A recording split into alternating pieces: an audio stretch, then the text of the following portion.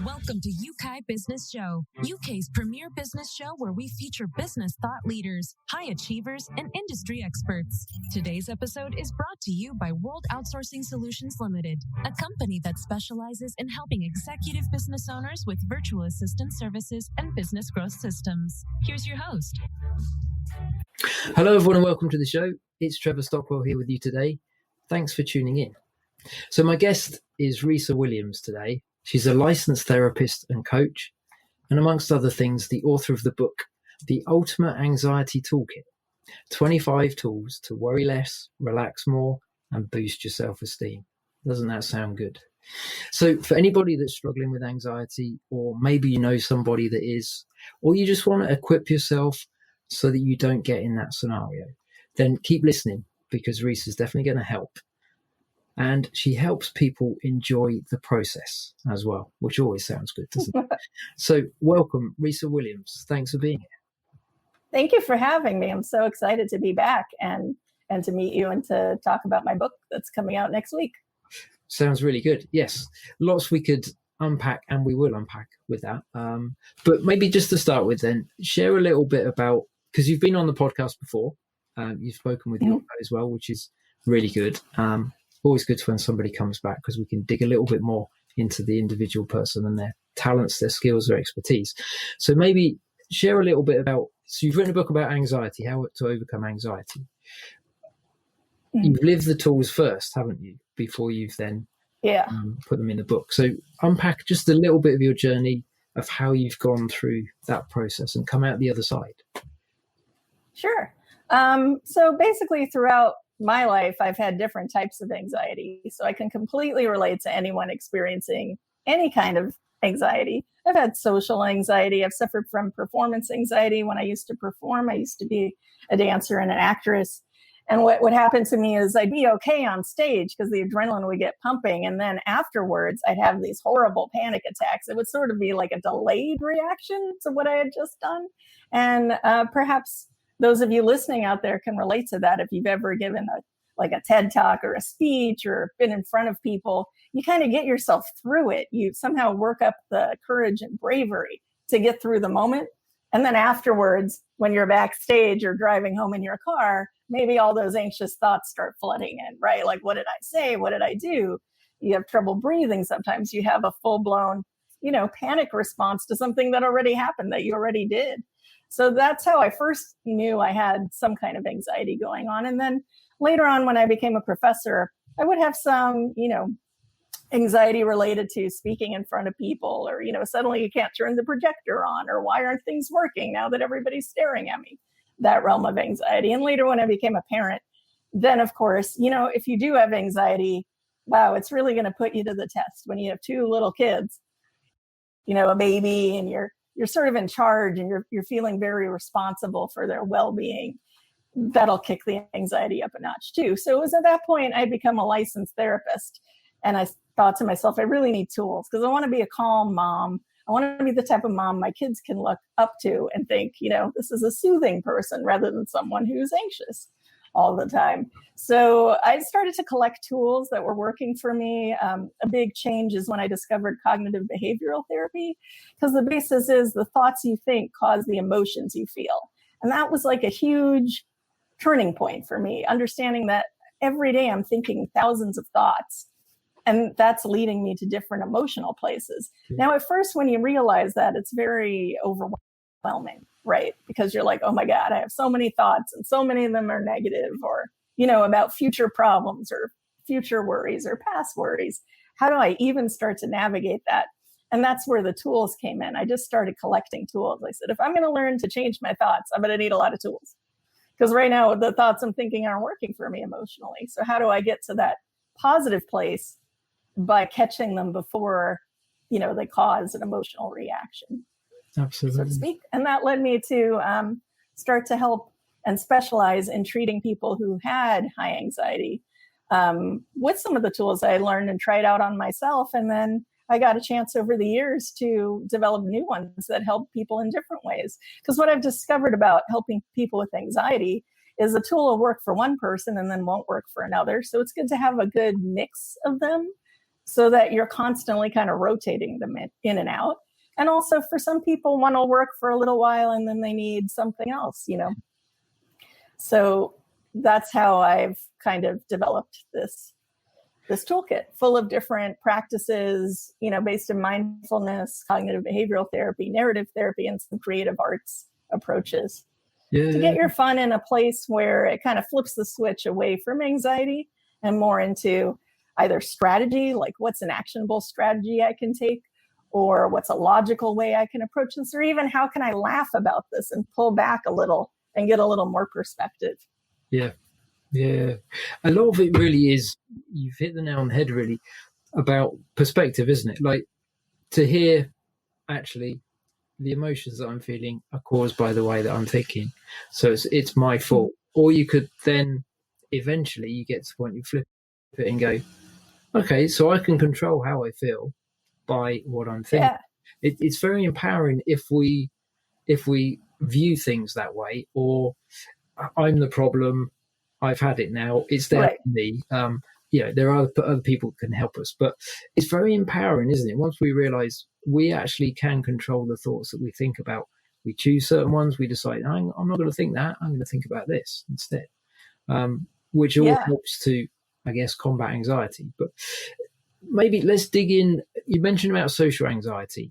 And I would imagine everybody listening, whether they're doing a presentation to a potential client, or they're giving a TED talk, as you said, or some form of speaking to other people in a new environment, people they've never met before, or hoping that they come across well enough that people will take on their services or whatever it is that they're offering. What would be a couple of the things that we could do practically that would maybe either catch us from getting to the point where we do get nervous just before we go on, or avoiding we get through it and then we emotionally fall apart afterwards? Yeah, exactly. Well, one of the tools I talked about last time, the stress ruler, will really help people in this situation. And I won't go into too much detail, but basically it's a scale from 1 to 10. And 10 would be your highest level of stress and panic. So that's when you're freaking out. Your heart is racing. Your body is acting in a way that lets you know, whoa, I'm full-blown anxiety right now. And 1 would be more the calmest, most mellow feeling. So most of us aren't usually at a 1 for very long, right? We go up and down on the scale. I'd say normally throughout your day, you're probably like a 5 or a 6. Maybe you're going up a little bit. And there's something I call the red zone number, which is somewhere between a 5 and a 10, like 7 or 8. It's the tipping point where you can still catch yourself from having full-blown level 10 anxiety, but you have to kind of know the difference between what that feels like versus what does a level 10 feel like. So there's usually some clues that people have if you start listening to your body and thinking of things as a scale, like as a spectrum instead of black and white. I'm either freaking out or I'm calm. So typically, like, let's say you're giving a TED Talk. Before the TED Talk, like even that morning, you want to notice, become more of a mindful observer of where you're at on the scale. And typically what happens to people is they're unaware. They're kind of, running around, trying to get everything done, trying to get everything in place. And their stress is slowly climbing, right? The whole day, because they're not taking any steps to kind of bring it down and talk in a gentle, soothing way to themselves, or take a break, or, do things to reset. So it'll just start climbing in those situations, because for most of us, public speaking is one of the greatest things we fear, right? I mean, they've done studies where people fear it more than death, which is funny to me, right? Because it's just a speech. It's just being in front of other people, but we really do fear it that much. And they say with social anxiety, the reason it feels that intense is because there are these more underlying emotions attached to social encounters, like fear related to shame and guilt, rather than just fear of a thing. So once you kick in that shame and guilt, it's really going to crank up the anxiety to a high level. So I think be mindful of where you are before you even get there, hours and hours before, and take steps to come down when you feel yourself at that tipping point. That can really help you get through the experience in a calmer way. So some things you can do to bring yourself down a little bit at a time would be Deep breathing is really good, where you consciously breathe and tell yourself, I'm breathing in, I'm breathing out. You just stop moving so much. You slow things down deliberately. You sit in a chair and you just breathe and feel your body and kind of acknowledge where you're at. Like, yes, my stress and anxiety is climbing because I have to do this thing, but I'm just going to sit here and kind of acknowledge it and talk to my body in a calming way. So that's one thing you can do pre-event. And then post-event, one thing that's helpful is to just kick in the positive self-talk right away before the negative spiraling of thoughts kicks in. So with anxiety, we have something I call anxiety loops, where your brain will just get stuck in a repetitive pattern of thinking the same negative thought over and over again. So perhaps you've experienced this. You go give a talk at a conference, and then you start thinking, oh, I shouldn't have said that thing, or everyone noticed I did this wrong, or, oh, I really screwed that up. And that's like kind of the onset of the spiral. And then it'll just keep going because now you've cranked your stress up to a 10. Typically, those anxious looping thoughts just keep going like a broken record the whole time. So we want to kind of catch those thoughts at the onset and shift them into more positive, soothing thoughts. Like, I did what I could. I did a good job. I did a good enough job. And I'm learning and growing. And every time I do one of these things, I get a little better at it. It doesn't feel as scary the next time. These kind of like gentle, soothing thoughts you can tell yourself, more so than a positive affirmation, which sometimes triggers people as well. So if you try to go from an event like that and then afterwards you think, I'm so amazing, I did so great, your brain kind of rejects that thought. It's too extreme. So maybe, ramp it up a little more gently. Like, I figured it out. I'm so proud of myself for trying a new thing that took a lot of courage, that took a lot of guts. I'm going to sit here and feel that, in my body, that I just did something that was very uncomfortable for me. And, talk to yourself a little gentler, and you'll find that your anxiety comes down quicker. Yeah, that's a really good point. It's the celebrating the small wins, isn't it? Really, it's I got through. Yeah. I didn't kill anyone. I didn't fall over on my leg or something extreme. It's like, no, I did that. What can I learn from it as well? I think, a good habit is to have reflective moments. But within that, like you say, don't just reflect on the loop of negativity and things you didn't say and how did people feel and all the rest of it. Yeah, that doesn't help, does it? And a lot of the time, the things that we imagine and create, they don't happen anyway. People aren't thinking that way. Yeah. They're probably sat there and they caught half of what you said, and the other half they're thinking about stuff that they're anxious about as well. Exactly, because we're all just sort of lost in our own thoughts a lot of the time. Yeah. Right. Yeah. Absolutely. Yeah. We are quite hard on ourselves, I think, a lot of the time. When A, it's not helpful, but B, it's just fantasy, really. But we're usually rooting for somebody who's speaking and performing to succeed. Like, we're on their side. We want them to do well. Whereas when we're imagining the scenario, we think everybody's against us and, they're all going to be so super harsh and critical about every little thing we did. Honestly, I think most of the time it's the exact opposite. People want to see you do a good job, and they're generally going to take away the good parts of what you did more than the negative. Yeah. And they're probably sat there going, wow, they're doing a better job than I would if I was up there. I'm glad it's not me. Something like that. Exactly. Yeah, exactly. But I like the way you come across it the way you tackle it, really, with the gradual building up of encouraging yourself rather than just, shouting, yes, great, and all the rest of it. There is that process, isn't there, that's easier to implement, but also, it's more authentic, isn't it? It's not denying the fact that you think, maybe I could have done better, but it's not parking and staying there and dwelling on it. It's then, okay, so what could I do differently? How could I do it differently? It was still really good. I like that. Right. I think, go on. Oh, I was just going to say, when we ramp things up in small little increments, it's a lot less scary to our brain. So when you're trying to build a new pattern of more positivity in the way that you talk to yourself, because maybe you've spent a lot of years motivating yourself by being really harsh and critical. And maybe in some circumstances that made you accomplish things, but now it's not working because it's causing anxiety and stress and you're beating yourself up a lot. When you want to change that pattern, if you think about doing it in tiny increments, like little steps, maybe I just neutralize negative thoughts instead of completely change them. It just makes the process go so much easier. Your brain kind of eases into it instead of triggering that wall of resistance that sometimes we get mentally, right? When we try to do too dramatic a shift from, oh, I'm terrible, I'm a failure, to I'm perfect, I'm amazing. Our brains just don't know how to navigate. It's too big a jump to make, right?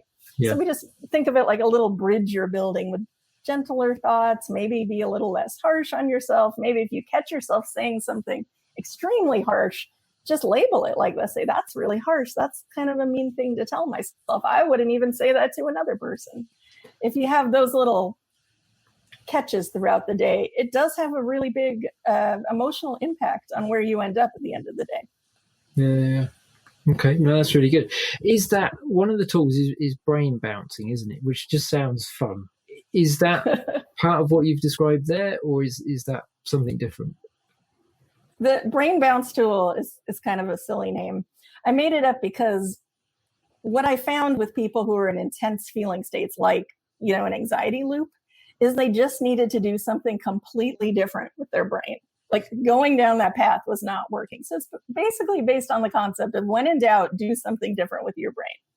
And the idea of the brain bounce, it's from a story I tell in the book, where I was in the middle of an anxiety loop over something, and my kid, who at the time was 6 or 7 and really precocious and adorable, was jumping on the bed. He said, "Mom, you got to jump on the bed with me. It's my favorite song. You got to." And he didn't know I was lost in an anxiety loop. So he kept persisting. And I was like, fine, I'll jump on the bed. Never really jumped on his bed before. We were jumping on the bed. And as I was jumping, I was like, oh my God, I stopped worrying about that thing. I can't worry and jump at the same time. And maybe that's why kids like to jump on their beds, because you can't really do anything else but jump on the bed. You're just worried about falling off. So it was that idea that, EMDR therapists use this tool a lot with a balance board. They'll have someone who's having anxiety stand on a balance board, and you can't get your position to stay in the middle if you're not concentrating on it. It basically forces your brain to concentrate on learning something new that it cannot do at the same time as worry. And the joke I always make is we're so good at worrying, we can literally do 3 other things and multitask with worry, right? Like you could be focusing on your work emails, but you're worrying about something else about your relationship at the exact same time. You could be going for a jog around the block or driving your car, and the worry is just playing and playing and playing. So what types of activities can you do that engage your brain enough that it stops worrying completely for a little while? It's like a fun distraction, but that stops the worrying loop. Yeah. So things I recommend are things that require learning a new skill. Either physically, you're doing something that jars your brain out of that state, or some people say, I did a crossword puzzle, or I put together a jigsaw puzzle, or I practiced learning a song on piano or something to get myself out of that mental place that I was stuck in. Okay, yeah. So that's the gist of the tool. I like that, yeah.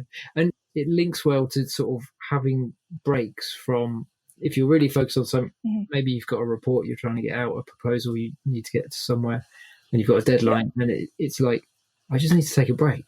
You go and walk outside for a bit or something, right? Come back.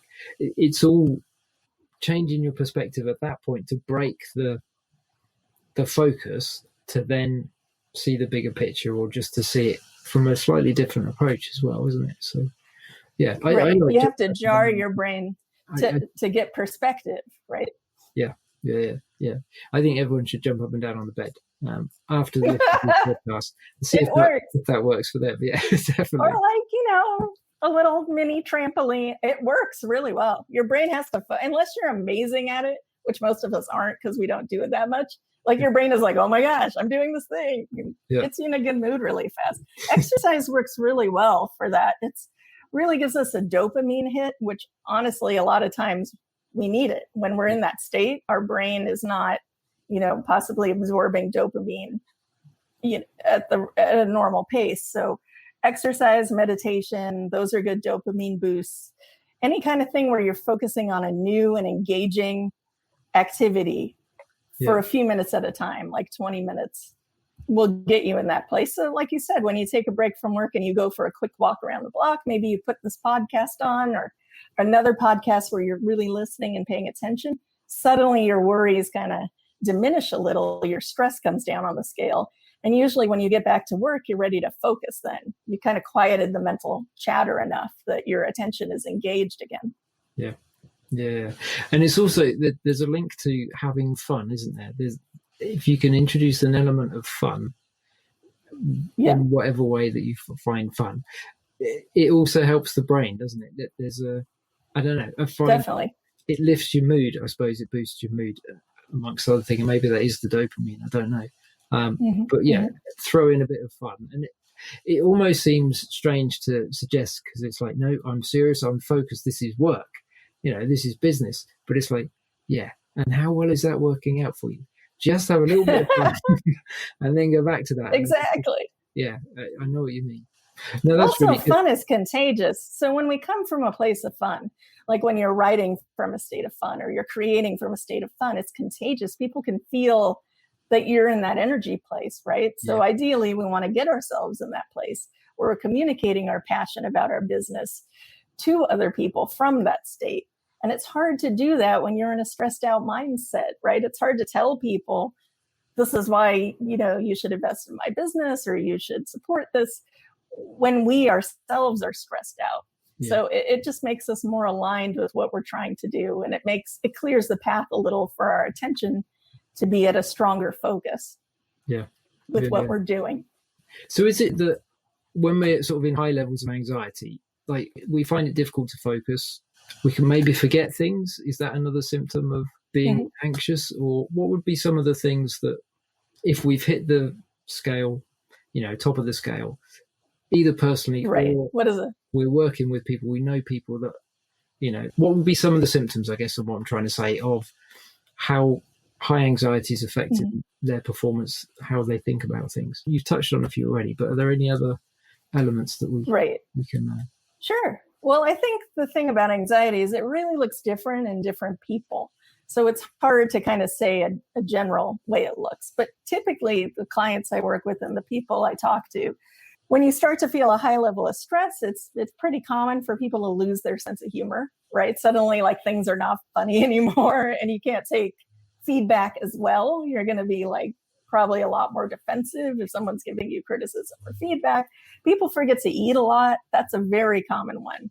When someone is overworking themselves into a state of high stress, usually chronically forgetting to eat lunch or not even really stopping and pausing and eating lunch. You're sort of just woofing stuff down in front of the computer. And I'm sure so many of you out there can relate to that.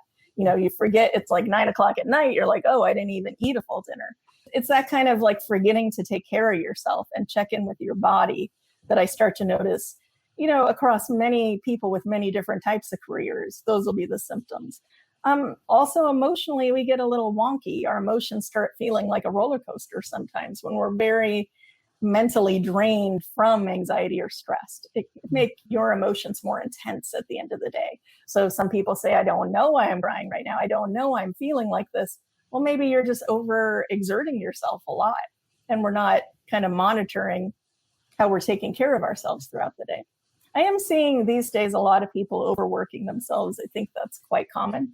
And I think when you overwork yourself chronically, your stress is going to be really high on the scale a lot of the time. Even on the weekends, sometimes it's not enough time to bring it down if you're not taking steps throughout the day to kind of monitor that and keep it more in the middle of the scale rather than the high end.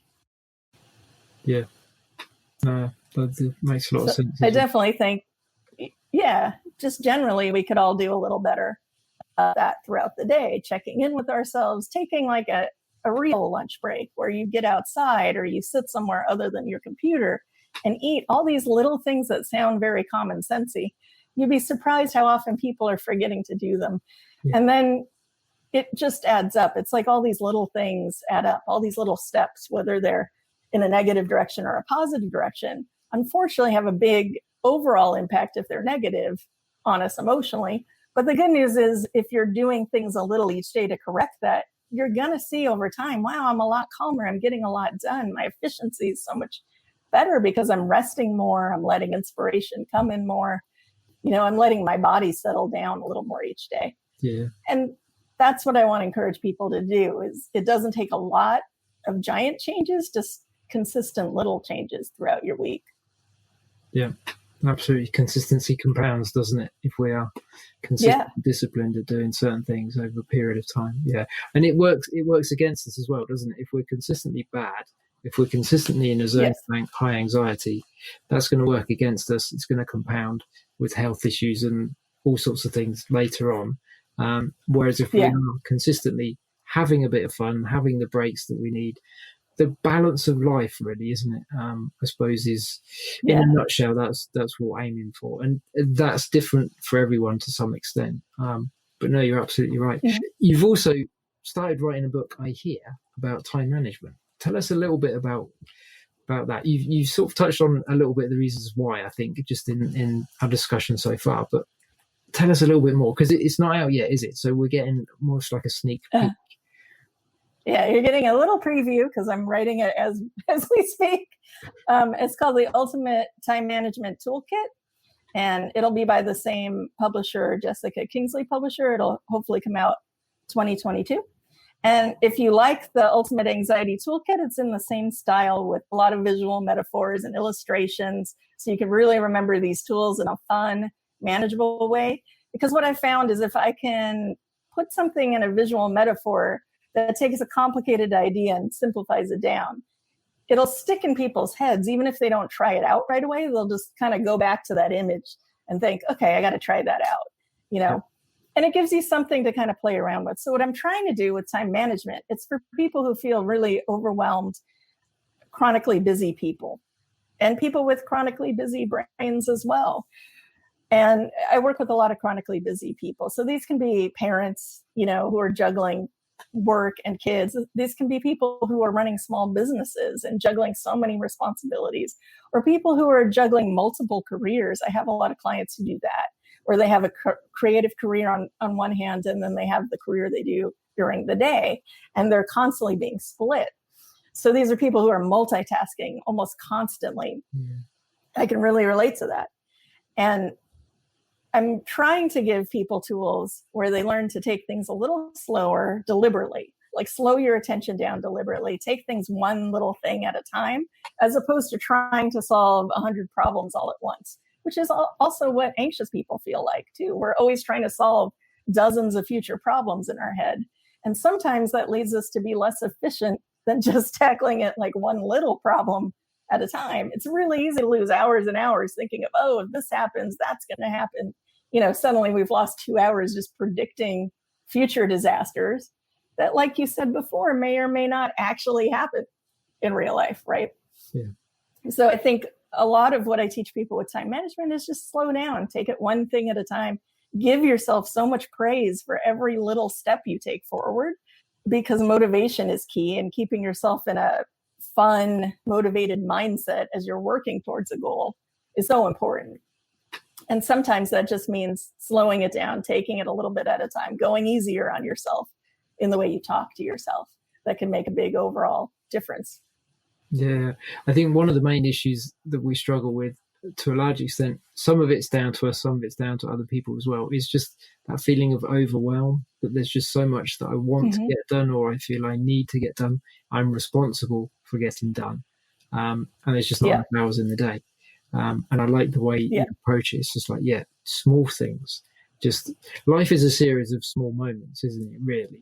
And if we manage those small moments well, the next few moments are going to be even better.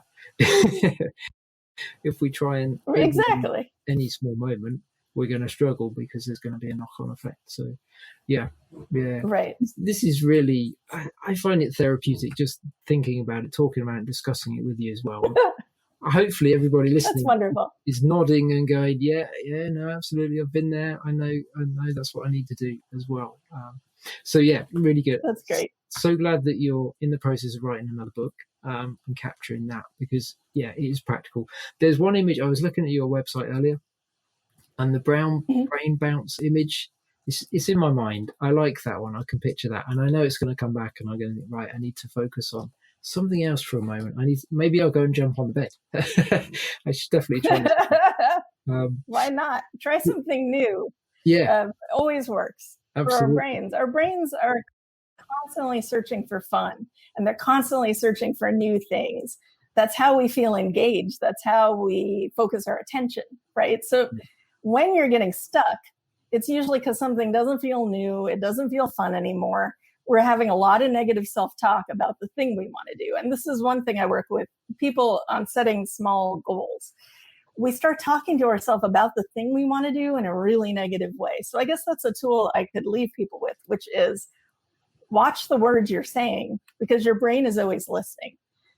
All the time, your brain is listening. And it's a very literal brain, right? So if you're saying, this task is killing me, I hate it, it's the worst, it's a nightmare, your brain is thinking, oh God, it's killing me, it's a nightmare, right? Like there isn't a filter going on saying, no, she's just kidding. She doesn't really mean that. We get that stress response, like, this is the worst, right? So we've shot ourselves up to a 10, and now doing the task is so much harder that we have to do anyway. Yeah. So how can we trick our brains into thinking something is fun? Well, is there an angle you can think of that's creative? Or one tool I give people is picture the feeling you want to feel after it's done as your motivation. So imagine yourself sitting there thinking, I'm so relieved I got through that report. I never have to write that report again. Oh my God, I'm so glad that conference is over. I'm sitting on the beach, enjoying myself, whatever the mental picture is. Put it in your head. And when you get stuck and you hear that negative talk kick in, I can't do it, it's a nightmare, think, no, I'm going to feel so relieved when this is over. I'm just going to picture the future feeling and give your brain an image to hold on to as a way to almost like self-hypnotize yourself to get there, to motivate yourself to get there. Otherwise, it's a sea of tasks and your brain is like, oh, you're just lining up your to-do list. None of these things feel fun, and you keep adding to the to-do list. So you finish one thing, your brain's like, okay, we're done. Let's celebrate. Let's have a reward. No, here's the next thing you need to do, right? And how many of you can say that you do that on a daily basis? I know I do sometimes. I have to catch myself, right? We just want to go from one milestone to the next or one goal to the next. But we're never really giving our brain that relief it needs in the middle. Yeah, absolutely. There's some wise words there. The whole conversation is really packed full of wise words. So thank you. We've run out of time for today, but thank you for sharing all that you have, the wisdom that you've learned, the wisdom that you've worked through in your own life and you've put in the book to share with other people, to help other people. I think it's an area that we all at one point or another need help with, and we're certainly working with, surrounded by other people that have got maybe a lot more issues. Maybe they've not listened to things like this. They don't have the skills. They don't have the tools at hand to help them get from a 10 anxiety level down to a 1 or 2 or in a happy place like that. So not only do we need to learn it for us, but I think it's key to help the people around us as well. And then the world's a better place, isn't it? The environment's a better place for everyone. So thank you for sharing your expertise. It's been great fun. I really appreciate that. Thank you so much. I had so much fun being on the show. Thank you so much for all you guys do for providing this info to other people. It's brilliant. It's brilliant. Just as we go, what's your website? What's the best way for people to touch base with you? So if you want to check out my current book, it's at theultimateanxietytoolkit.com, but you can also buy it directly on Amazon. It's in bookstores all over the world starting June 21st. You can pre-order it right now, or you can go to Jessica Kingsley Publishers and order it right away today. My website is risawilliams.com. You can also find me on Instagram at Risa Williams Therapy. I provide a lot of free stress reduction tools there, so I'd love for you to check it out. And if you do read the book and you like a tool, please send me an email. I love to hear from people when things are working. It really encourages me going forward with the next book I'm writing. Like, I love feedback. I love when people give me new ideas and new inspiration. So please feel free to reach out on LinkedIn or Instagram. Okay. Yeah, definitely. Yeah, feedback is key, isn't it? We know it will help people, but actually hearing people are taking it on board, putting it into practice makes such a difference. So, thank you for sharing that. And for everybody listening, just as we wrap this episode up, make sure you don't live in the zone 7, 8, 9, 10 of anxiety. Stay lower do the different things that Risa shared with us that helps to keep the regular monitoring throughout the day. How's things going? How am I feeling? Yep, things are good. What do I need to change? Practical stuff that you put into practice straight away. Otherwise, you're going to forget it. So consolidate the learning by picking one or two things that Risa shared today. Grab the book by all means, then you've got all 25 tools to hand and you can pick and find what works for you when you need it and for the people in your world, as I've said. So thanks, everybody. Thanks again, Risa. Let's wrap this up for now. Thanks so much. No, you're welcome. You're welcome. Thank you. We'll catch everybody on the next episode. Thank you for listening to Yeukai Business Show. We will be back to bring you more episodes with success stories and advice straight from the experts. Want more? Check out www.yukaibusinessshow.com. Get your free trial of our virtual assistant service today. Just visit www.worldoutsourcingsolutions.com. Quote WOS18 or send us an email at support@worldoutsourcingsolutions.com.